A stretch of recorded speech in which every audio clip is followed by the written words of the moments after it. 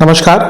ग्रहों की गोचरीय स्थिति पर रेगुलर वीडियो पाने के लिए साप्ताहिक राशिफल, मासिक राशिफल, त्रैमासिक राशिफल और ग्रहों के बाकी गोचर पर भी रेगुलर अपडेट्स पाने के लिए, जिसके हिसाब से आप अपने जीवन में थोड़ी गाइडेंस प्राप्त कर सकें, इसके लिए मेरे चैनल को अवश्य सब्सक्राइब करें।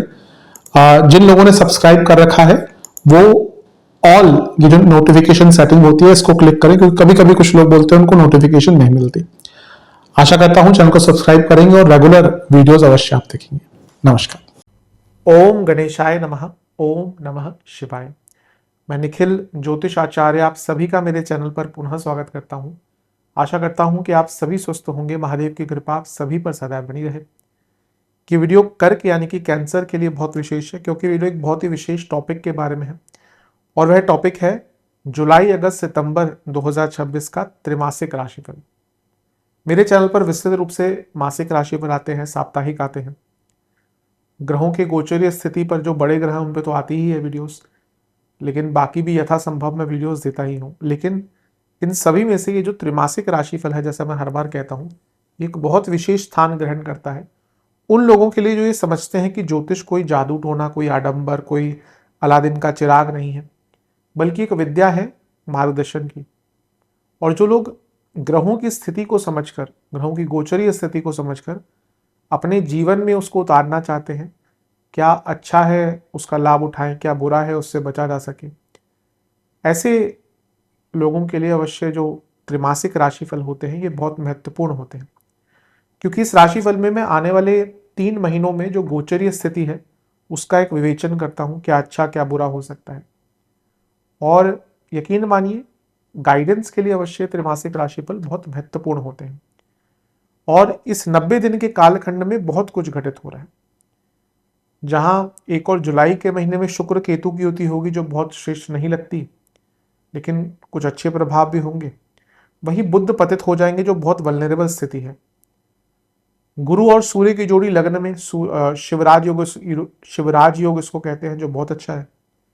और शनि वक्री हो जाएंगे जुलाई के अंत में। अगस्त का महीना थोड़ा हलचल मचाएगा, 2 ग्रहण लेके आएगा। शुक्र नीच के होंगे और 2 ग्रहण में से एक ग्रहण आपके लग्न में ही लगेगा, इसलिए थोड़ा सा कष्टकारी हो सकता है। लेकिन सितंबर का महीना एक नीच भंग बनाएगा आपके लग्न में, जो वर्षों बाद कहीं ना कहीं बनता है। तो देखेंगे, ये तो मैंने कुछ ही चीजें बताई हैं, देखेंगे कि जो आने वाले महीने हैं जीवन में क्या क्या लेकर आएंगे। पॉजिटिव नेगेटिव हर बार की तरह हर चीज की विवेचना करने का प्रयत्न करूंगा।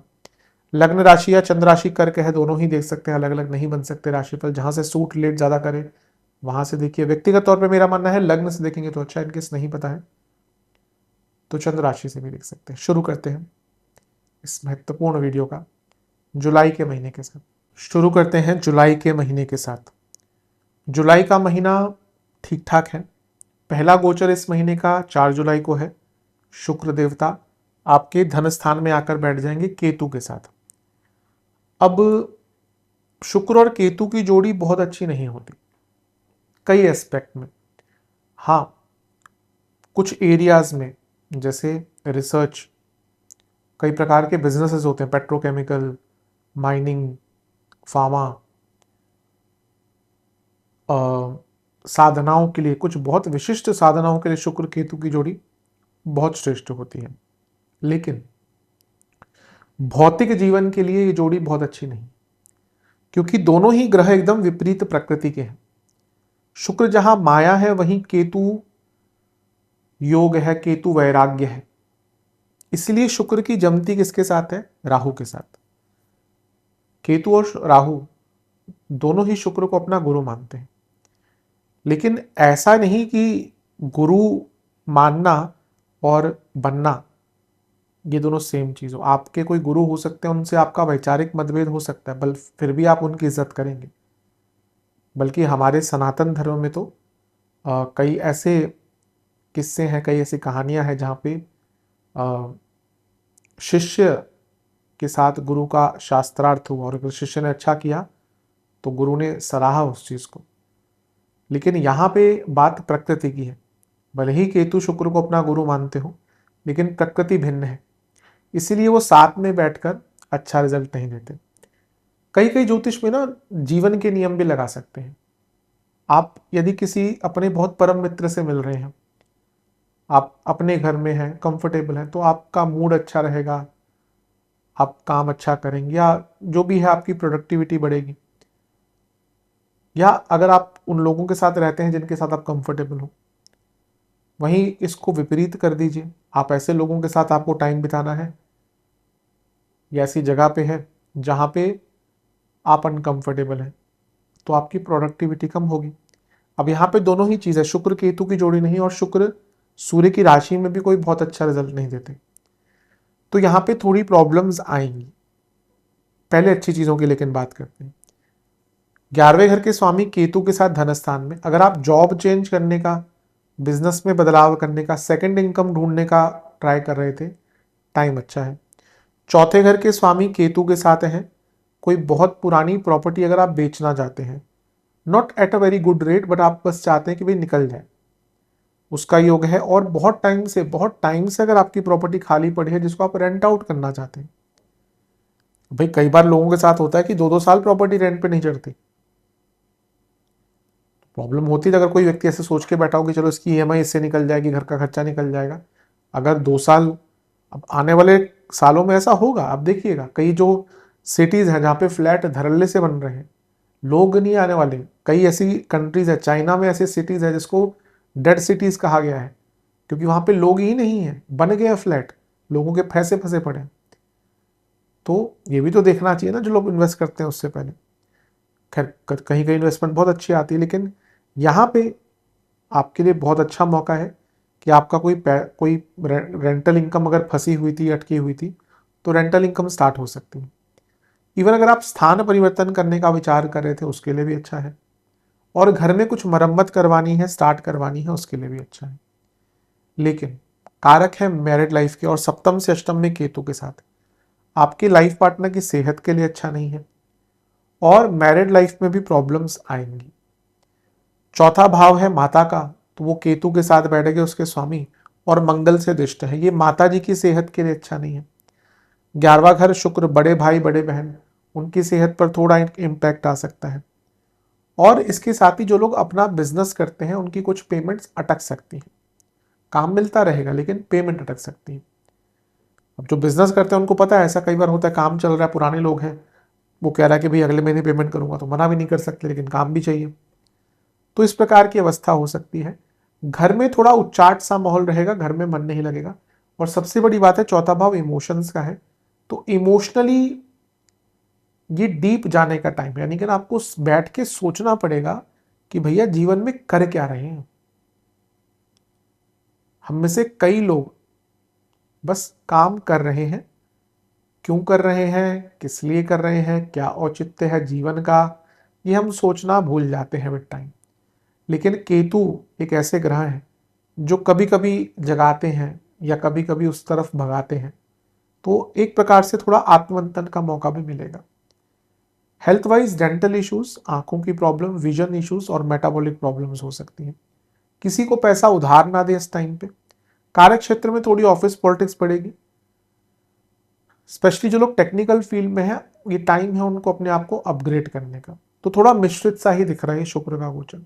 अगला गोचर 7 जुलाई को होगा, लेकिन ये बहुत उल्टा पुल्टा गोचर होगा, क्योंकि बुध पतित हो जाएंगे, 12वें घर में वापस गिर जाएंगे।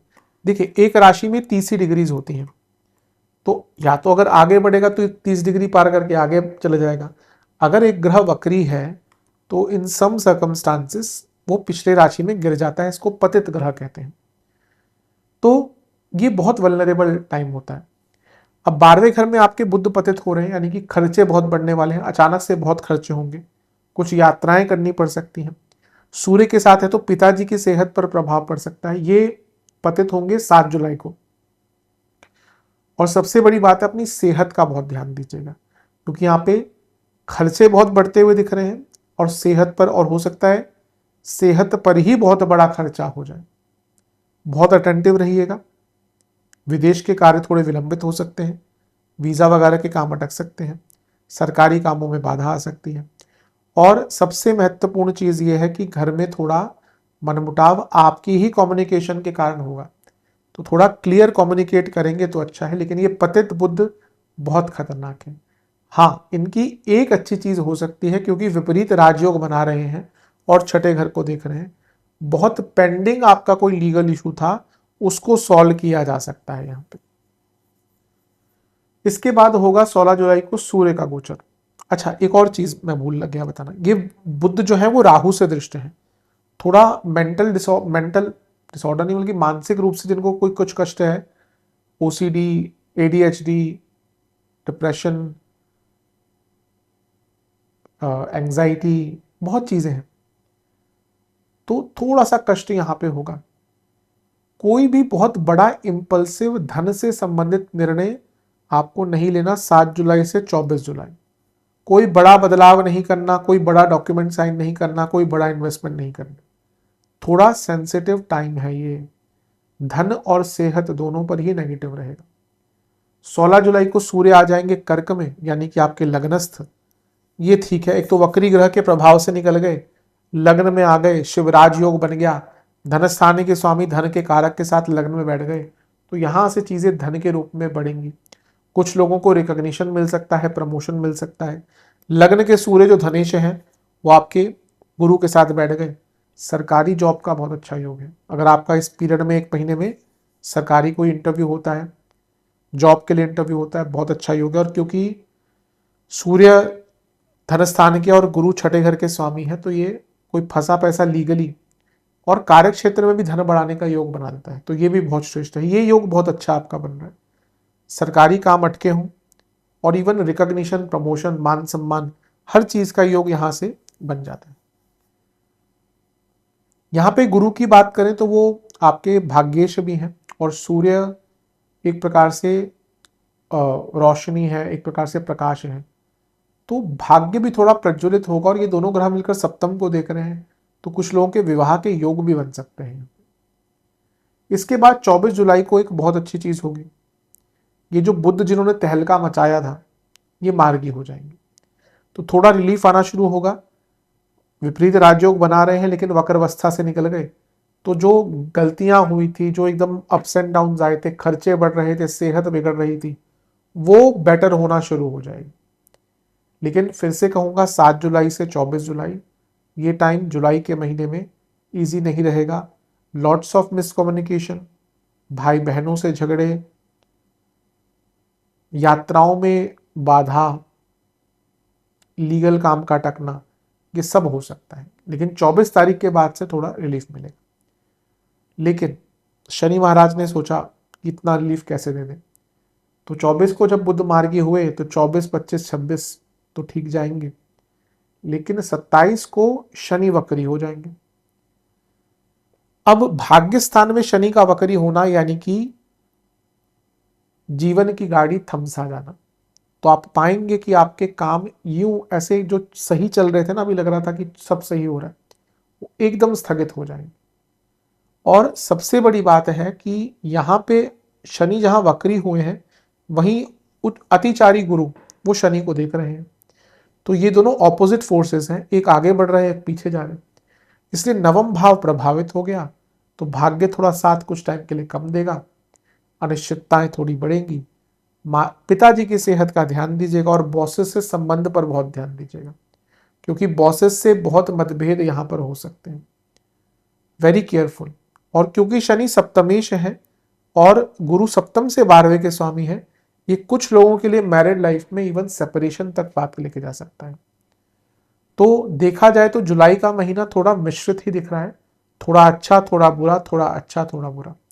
इन सब चीज़ों पर ध्यान दीजिएगा। जो मैंने स्पेसिफिकली थोड़ी नेगेटिव चीज़ें पॉइंट आउट की हैं, उनको ज़्यादा बचा कर चलिएगा, क्योंकि जैसा कई लोग भी बोलते हैं कि पॉजिटिव होना हो गोचर वाले, लेकिन जो नेगेटिव होता है मैं बताता हूँ वो हो जाता है। तो इसलिए जो नेगेटिव चीज़ें हैं उनसे थोड़ा ज़्यादा बच के रहना चाहिए।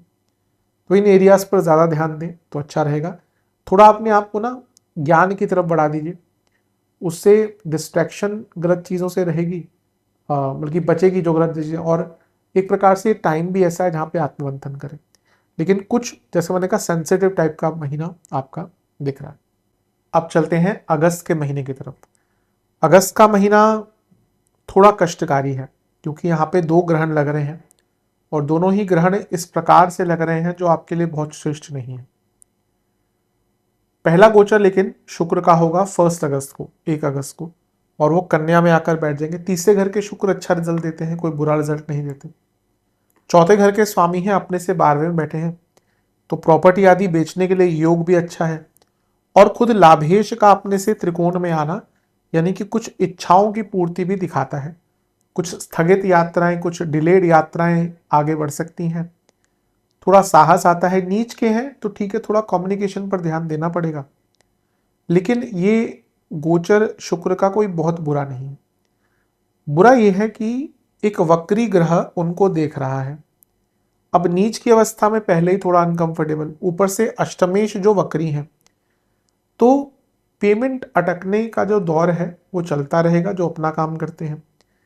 चौथे भाव के स्वामी शुक्र नीच के होकर वक्री शनि से दृष्ट है जो अष्टमेश है। Married life, personal life, emotional life disturbance रहेगी।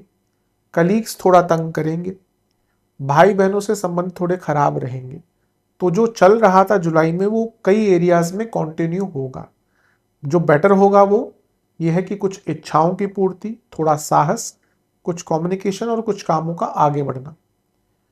क्योंकि शुक्र विवाहिक जीवन के कारक हैं और शनि सप्तमेश है, इन दोनों का समसप्तक होना, जिसमें से एक वक्री है और एक नीच का है, मैरिड लाइफ में ट्रस्ट इश्यूज ला सकता है, वो भी भयंकर लेवल के। तो मैरिड लाइफ पे थोड़ा सा बच के रहेंगे तो अच्छा है। जितना हो सके ना अपने खर्चों पर नियंत्रण रखिएगा यहाँ पर, क्योंकि आने वाला समय बता रहा है कि खर्चे थोड़े बढ़ेंगे। तो उत्साह में आकर खर्चे बहुत ज्यादा करना शुरू मत कीजिएगा, क्योंकि शुक्र लाभेश है और वो एक वक्री ग्रह से दृष्ट है। तो कुछ अचानक से पैसा अवश्य आने के योग आपके बन जाते हैं। इसके बाद मंगल का गोचर होगा और वो 12वें घर में जाकर बैठ जाएंगे मिथुन में। ये होगा 2 अगस्त को। अब योग कारक का 12वें घर में जाना मिश्रित प्रभाव देता है। बदलाव के लिए अच्छा है, लेकिन योग कारक 12वें घर में जब जाता है ना तो थोड़ी क्षीण, जो उसका जो बल है वो थोड़ा क्षीण हो जाता है। यानी कि थोड़ी गति जो शनि ने कम करी थी वो और कम होगी। यानी कि 1 अगस्त का महीना भी गति से रहित दिख रहा है, काम थोड़े अटकेंगे। लेकिन 12वें घर के मंगल प्रॉपर्टी बेचने के लिए अच्छे हैं। कोई लीगल मसले में आपको सहायता मिल सकती है, आपका अपर हैंड हो सकता है। और जॉब चेंज करने की बात हो, क्योंकि 10वें घर के स्वामी 12वें घर में गए हैं, या फिर पंचमेश 12वें घर में, तो विदेश में अगर स्टडी के लिए आप कुछ काम ढूंढ रहे या कोई आपका काम अटक रहा था तो वो पूर्ण हो सकता है। लेकिन 12वें घर के योग कारक, जैसा मैंने कहा ना, थोड़ा विलंब लाते हैं।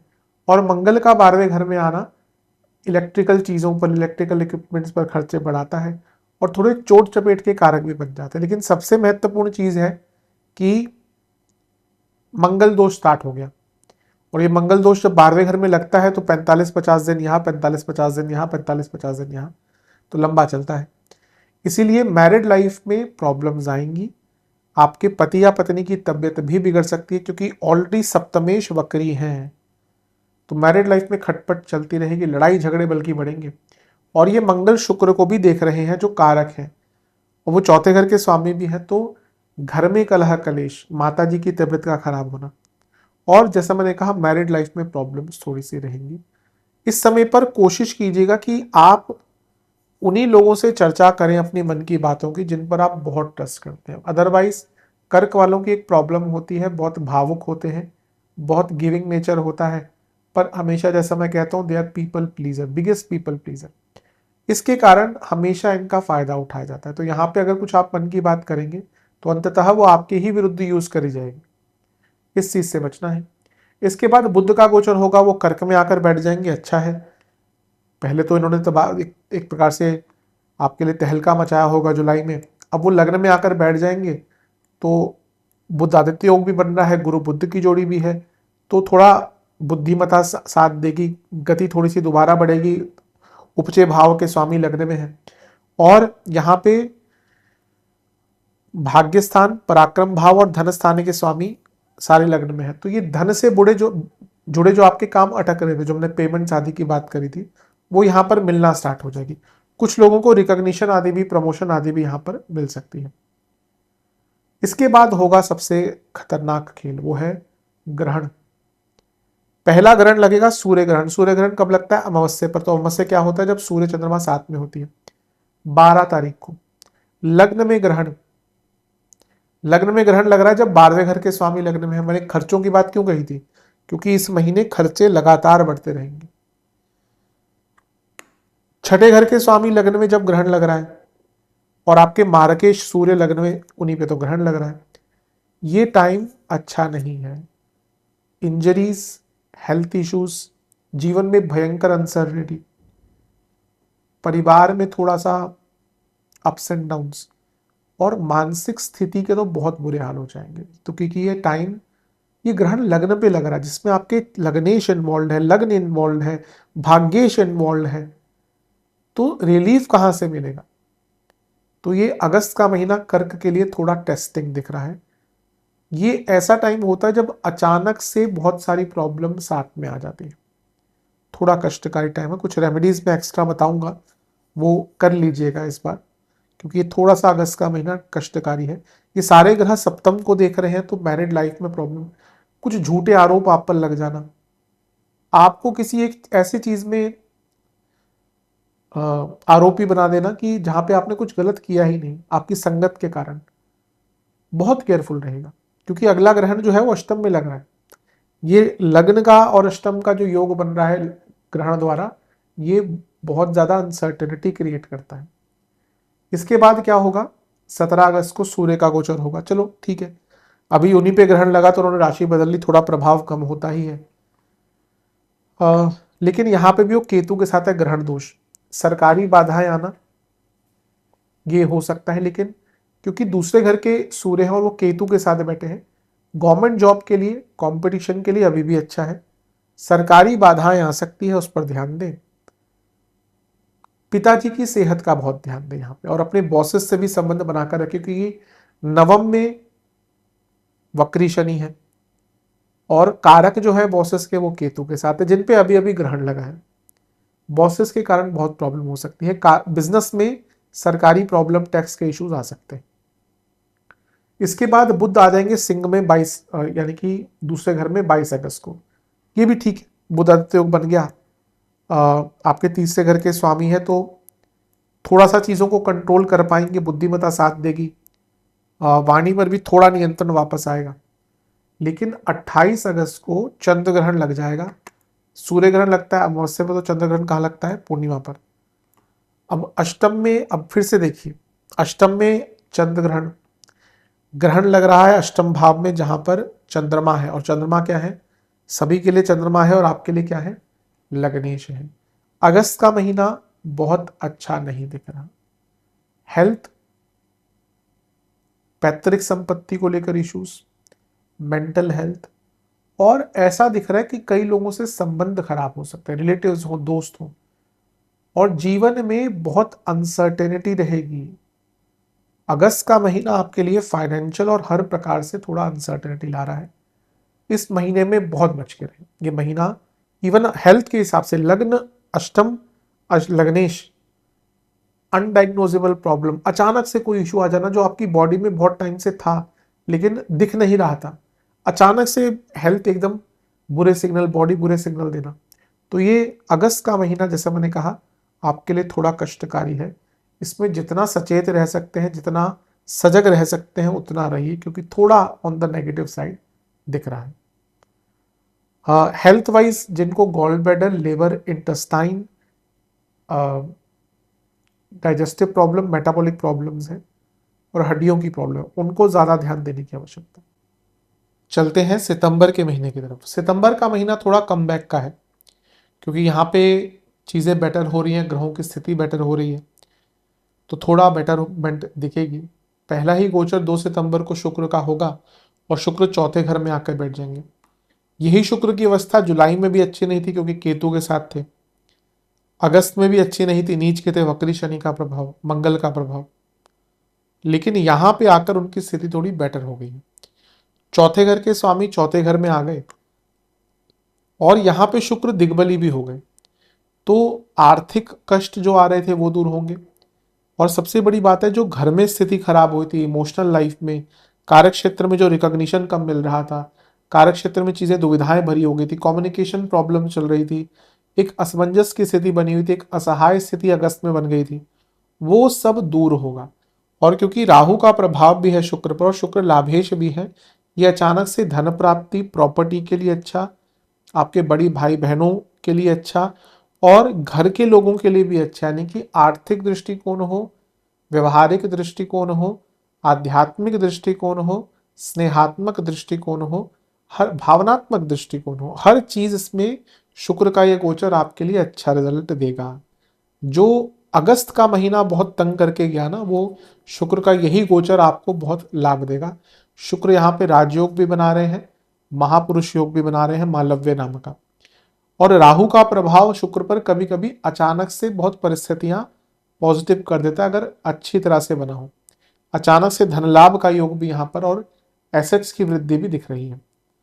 7 सितंबर को बुध का गोचर होगा और वो कन्या में आकर बैठ जाएंगे, ये भी बहुत अच्छा है। अपनी राशि के हो गए और उच्च के हो गए, तीसरे घर में पराक्रम के भाव के स्वामी आ गए, यानी कि जो कॉन्फिडेंस लैक करा था अगस्त में, जो चीजें ठीक नहीं कर पा रहे थे, गलतियां दिख रही थी, प्रॉब्लम्स दिख रही थी, लेकिन ठीक नहीं कर पाएंगे अगस्त में, वो दुविधा दूर होना शुरू होगी, यानी कि आपका कंट्रोल खुद पर आएगा। चीजें बहुत बेटर दिख रही हैं सितंबर में, कम्युनिकेशन बेटर होगा, काम आगे बढ़ेंगे, धन आएगा, भाग्य का भी साथ थोड़ा बेटर होगा। 17 सितंबर को सूर्य भी यहीं पे आ जाएंगे, बुध आदित्य योग बन गया, तीसरे घर और दूसरे घर के स्वामी साथ में है, तो अपने परिश्रम से धन कमा पाएंगे, अपनी मेहनत से धन कमा पाएंगे, कार्य क्षेत्र में खुद पर विश्वास बढ़ेगा, कुछ नया सीख पाएंगे, बुद्धिमत्ता, शौर्य, कॉन्फिडेंस और इम्प्लीमेंटेशन सब कुछ साथ देगा। तो ये टाइम आपका बहुत अच्छा दिख रहा है। तो आई थिंक सितंबर एक कमबैक का महीना दिख रहा है। हाँ, ये दोनों ही ग्रहों पर वक्री शनि की दृष्टि है, तो चीजें विलंबित चलेंगी, इस बात को मान के चलिए। इसलिए you have to play around, यानी कि आपको देखना पड़ेगा कि किस प्रकार से अपने काम को पूरा कर सकते हैं, किसी और तरीके से भी। एक तरीके से नहीं हो रहा तो दूसरे तरीके से काम को पूरा करने की कोशिश कीजिएगा। ऐसा नहीं कि अगर नहीं हो रहा तो बैठ गए, वो लेट बैक एटीट्यूड आता है कर्क वालों में कई बार, जैसा मैं कहता हूँ। उनके आई थिंक अच्छे काम करते हैं, लेकिन गाइडेंस उनको हमेशा चाहिए होती है, और हम ये कभी कभी लीडरशिप लैक करते हैं। अगर ये चीज़ें ले आए तो अपने जीवन में बहुत आगे बढ़ सकते हैं। तो इस चीज़ पर ध्यान दीजिएगा। मेरे हिसाब से ये वक्री ग्रह का प्रभाव थोड़ा मंद करेगा, लेकिन बाकी बुध आदित्य योग तीसरे घर में आप अगस्त में देखिए ऐसा होगा कि आपको समझ ही नहीं आएगा कि हो क्या रहा है, चीज़ें एकदम आउट ऑफ कंट्रोल हो जाएंगी। लेकिन सितंबर में चीज़ें बहुत हैं, बहुत अच्छी हैं, लेकिन 18 सितंबर को तो ऐसा योग बन रहा है जो वर्षों में एक बार बनता है, नीच भंग मंगल का। अब मंगल का नीच भंग, यहाँ पर मंगल रहेंगे 1.5 महीने तक, तो उनका चंद्रमा से भी बनेगा, जब चंद्रमा यहाँ पे आएंगे यहाँ पे भी आएंगे। लेकिन गुरु के साथ जब गुरु उच्च की अवस्था में है तो ये तो 12 साल बाद बनता है, क्योंकि अगले बार गुरु जब उच्च के होंगे, मंगल नीच के होंगे, ये 12 साल बाद होगा। हाँ, इन दोनों का योग नीच भंग का यहाँ पे बन जाएगा 6 साल बाद, जब गुरु नीच के होंगे और मंगल उच्च के यहाँ पे आएंगे, लेकिन वो तब की बात है। लेकिन ये योग तो 12 साल बाद लगने में, आई थिंक सितंबर का महीना कर्क वालों के लिए लाइफ चेंजिंग होगा। कभी कभी ऐसा भी होता है ना जीवन में कि भगवान हमें पहले बहुत सारे कष्ट देते हैं एक साथ, फिर उनसे निकाल कर हमें कुछ बहुत अच्छा देते हैं। तो आई थिंक आपके लिए कुछ ऐसा ही दिख रहा है, जहां पर अगस्त का महीना टेस्टिंग होगा, काम बिगड़ेंगे, लेकिन सितंबर का महीना लाइफ चेंजिंग रहेगा। कर्मेश और भाग्येश योग कारक लग्न में नीच भंग, बरसों से अटके काम आपके पूर्ण होंगे। दोनों त्रिकोणों के स्वामी लग्न में है, क्या चाहिए आपको। और नीच भंग, प्रॉब्लम सॉल्व होगी, कष्ट का निवारण होगा, प्रॉपर्टी के काम, जिनका विवाह नहीं हो रहा था, जिनके बिजनेस स्टार्ट नहीं हो रहे थे, जिनकी कोई आर्थिक प्रॉब्लम थी, जिनको कंसीविंग में दिक्कत आ रही थी, क्योंकि दोनों त्रिकोण के स्वामी साथ में है और बृहस्पति तो कारक हैं संतान के, तो ये कारकेश और भावेश साथ में बैठे हैं नीच भंग में। स्पेशली उन लोगों के लिए जिनको कंसीविंग में दिक्कत आ रही है, मेडिकल या अदरवाइज, उनके लिए बहुत अच्छा, प्रॉपर्टी के लिए बहुत अच्छा है, रिकॉग्निशन प्रमोशन के लिए बहुत अच्छा है, स्थान परिवर्तन, कई आपके लिए नीच भंग बहुत श्रेष्ठ बन रहा है। तो आई थिंक सितंबर का महीना एक ऐसा महीना है जो आपके जीवन को बहुत पॉजिटिव मैनर में बदल कर रख देगा।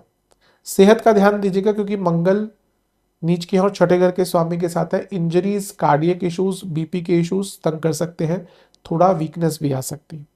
लेकिन ये नीच भंग का राजयोग आपके लिए बहुत श्रेष्ठ है। हर प्रकार से आपकी प्रॉब्लम से, जैसा मैंने कहा सितंबर के अब तक जितने भी गोचर हमने देखे हैं सारे ही, तो अगस्त जहां थोड़ा तंग करेगा, सितंबर भरपाई कर जाएगा। और अंततः 26 सितंबर को बुध का गोचर होगा, वो भी तुला में आ जाएंगे छठे घर में, ये भी ठीक ही है। शुक्र और बुध की जोड़ी अच्छी ही होती है। प्रॉपर्टी बेचने के लिए, विदेश के काम पूरे करने के लिए योग बहुत अच्छा है। ध्यान ये देना है कि जो शुक्र है ये धीरे हो रहे हैं, क्योंकि आई थिंक ये 2 अक्टूबर को शायद वक्री हो जाएंगे। इसीलिए ये वो टाइम है, क्योंकि राहु का प्रभाव भी है।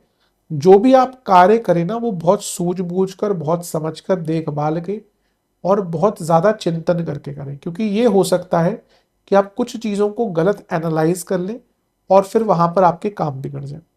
अदरवाइज देखा जाए तो ये जो गोचर है आपका बुध का, ये भी बहुत अच्छा है। प्रॉपर्टी के काम हो, घर में थोड़ा समन्वय बिठाना हो, हर चीज़ में लाभ मिलेगा। और यहाँ पे मंगल की दृष्टि है जो योग कारक भी है, तो ये तो दिख ही रहा है कि घर के कई काम, प्रॉपर्टी के कई काम और कंस्ट्रक्शन स्टार्ट करानी थी, सब में अच्छा लाभ मिलेगा। तो आई थिंक सितंबर का महीना, जैसे मैंने कहा ना, ये भरपाई का महीना है। अगस्त के महीने में थोड़ा सा आपको ध्यान रखना है, लेकिन सितंबर का महीना तो बहुत श्रेष्ठ कर्क के लिए दिख रहा है। उपाय की बात करते हैं। ये उपाय आपको या तो किसी सोमवार कर लीजिएगा या किसी पूर्णिमा को कर सकते हैं। पहला उपाय आपको शिवजी के मंदिर में दूध, दही और चावल का दान करना है। अगला उपाय है आपको गंगा जल और दूध मिलाकर और उसमें थोड़े अक्षत मिलाकर शिवलिंग का अभिषेक करना है। फिर वहीं पे बैठ के ओम जटाधराय नमः मंत्र का जाप करना है 108 बार। महादेव को 4 पान के पत्ते और 4 बेलपत्र के पत्ते भी अर्पण करके सफेद पुष्प अर्पण कीजिएगा। एक उपाय है जो आपको करना है, क्योंकि यहाँ पे थोड़ा सा चंद्रमा का प्रभाव बुरा है, आपके लिए कुछ गोचर थोड़े से नेगेटिव भी है, तो ये चाहे तो एक से ज़्यादा बार भी कर सकते हैं। आप जब स्नान करते हैं तो उसमें जो जल होता है उसमें थोड़ा सा गुलाब जल और सफ़ेद चंदन का पाउडर ये मिश्रित कर लें। ये एक से ज़्यादा बार भी कर सकते हैं। जब जो मैंने महादेव का उपाय बताया है, तो वो सब करने के बाद वहाँ पर जो ओम जटाधराय नमः मंत्र बोलना है, उसके बाद आपको ओम चंद्राय नमः मंत्र का भी 108 बार जाप करना है। और किसी भी गौशाला में फलों का दान करना है। ये उपाय कर लेंगे तो अवश्य लाभ मिलेगा। आशा करता हूँ वीडियो काम आएगी। चैनल में नए सब्सक्राइब कीजिए, वीडियो को लाइक कीजिए। मिलता हूँ अगली वीडियो में, तब तक के लिए ओम नमः शिवाय।